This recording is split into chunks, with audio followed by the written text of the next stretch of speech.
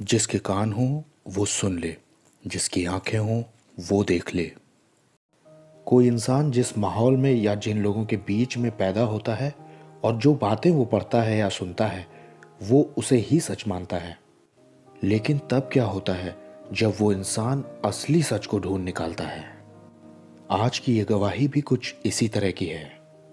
ये गवाही एक सिख परिवार की महिला की है जिन्हें अपनी जिंदगी में किसी प्रकार की कोई कमी घटी नहीं थी, लेकिन उनके जीवन में आई हुई एक परेशानी ने उन्हें दर दर भटकने पर मजबूर कर दिया।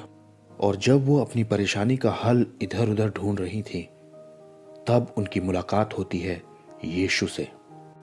उन्होंने परमेश्वर के उस स्पर्श को भी महसूस किया जिसे सिर्फ मसीही ही समझते हैं, और उसके बाद से उनकी जिंदगी पहले जैसी न रही। कुछ विशेष कारणों से यहाँ व्यक्तिगत जानकारियां नहीं दी जा रही हैं, लेकिन ये गवाही बिल्कुल सच्ची है। तो आइए अब हम इस गवाही में चलते हैं। You are my God, Jesus. There is no one above you, Lord. You are the only God, Jesus. 2006 में मैं स्कूल में पढ़ाती थी, एक स्कूल में, और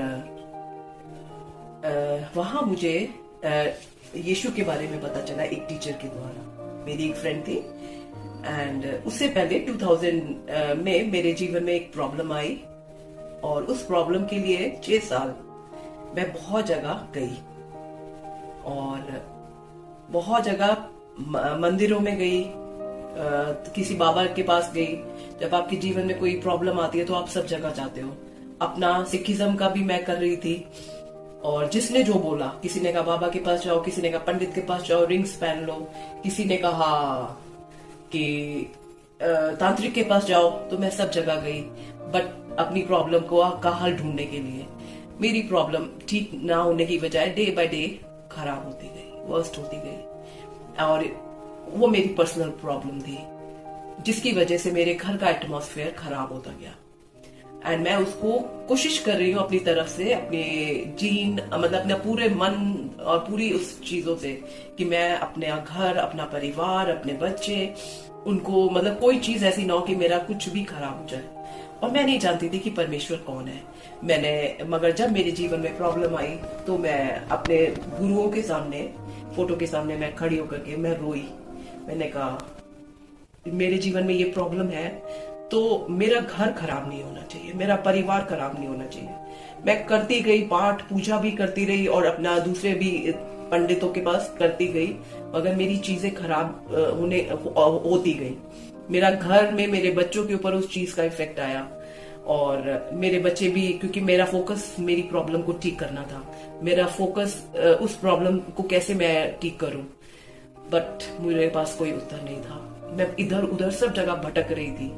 मगर उसी समय मुझे किसी ने बताया कि मेरे स्कूल में मेरी प्रिंसिपल ने बताया कि एक टीचर है, वो 4-4 घंटे प्रार्थना करती है। तो मैं बहुत हैरान हुई कि 4 घंटे एक स्कूल में पढ़ाने वाली टीचर, और उसके 2 बच्चे हैं, मेरे भी 2 बच्चे हैं, वो कैसे 4 घंटे प्रार्थना कर सकती है। मैंने उससे पूछा, उसने बोला हाँ।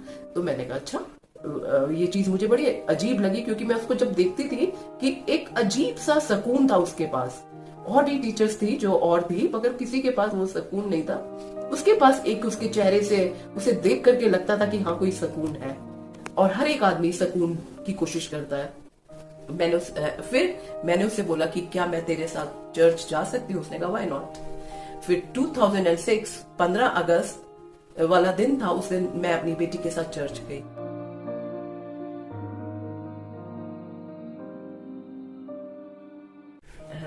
मैं बहुत अमीर घराने से थी, अपने मायके से भी, ससुराल से भी। मुझे किसी भी चीज की कमी और घटी नहीं थी कि मुझे कुछ चाहिए था जो मैं यीशु के पास आई। मगर इधर उधर भटक रही थी अपनी प्रॉब्लम्स में, और अपनी प्रॉब्लम का सॉल्यूशन के लिए मैं सब जगह गई।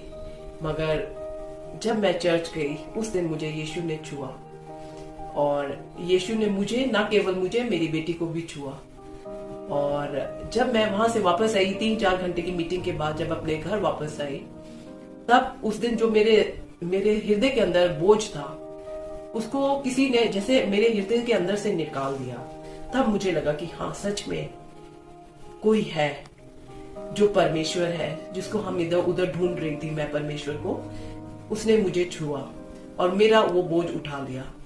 हाँ, यीशु मसीह सचमुच में परमेश्वर है और इसलिए परमेश्वर है क्योंकि जब मैंने प्रभु को जाना, क्योंकि मैंने सब जगह गई और मैं इधर उधर भटकी, मगर जब परमेश्वर ने मुझे छुआ, मैं उस समय 42 इयर्स की थी और मैं अच्छे परिवार से थी कि मुझे पैसा नहीं चाहिए था, मुझे कोई चीज नहीं चाहिए थी, मगर खुदा ने मुझे छुआ और ना केवल छुआ, मेरी चीजों को अपने हाथ में ले लिया और मेरे घर को जो एक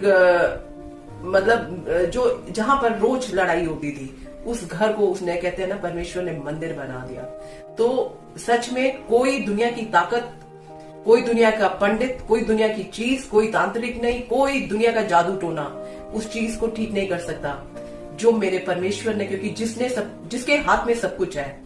तो मैं नहीं इस बात को मानती कि कोई कहता है कि वो पैसे देते हैं, क्योंकि मुझे तो पैसा नहीं किसी ने दिया और किसी ने मेरा धर्म परिवर्तन नहीं करा। यीशु धर्म परिवर्तन नहीं करते, यीशु मसीह दिल का परिवर्तन करते, इंसान का परिवर्तन, और परमेश्वर ने मेरा परिवर्तन किया और मेरे साथ, मतलब जो मुझे जानते हैं वो देखते हैं कि उस यीशु अगर सच्चा नहीं, तो जिसने मेरी जुबान को, जो मेरी जुबान मेरे कंट्रोल में नहीं रहती थी, मैं बहुत जल्दी गुस्से में आ जाती थी, उस खुदा ने मेरी जुबान को कंट्रोल में किया, जो मेरे माँ बाप नहीं कर सके, मेरे हस्बैंड नहीं कर सके, कोई नहीं कर सके।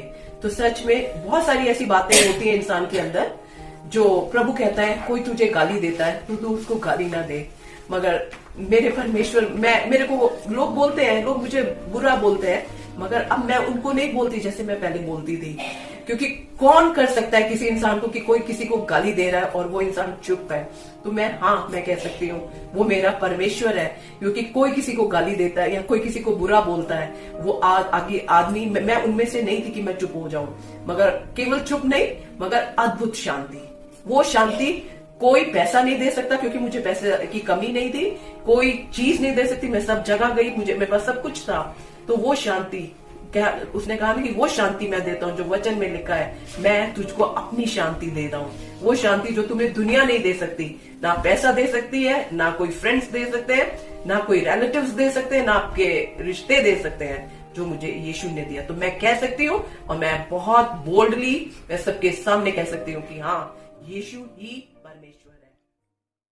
If you want to see more content like this, make sure to like, share, subscribe, and hit the bell notification so you don't miss any new videos.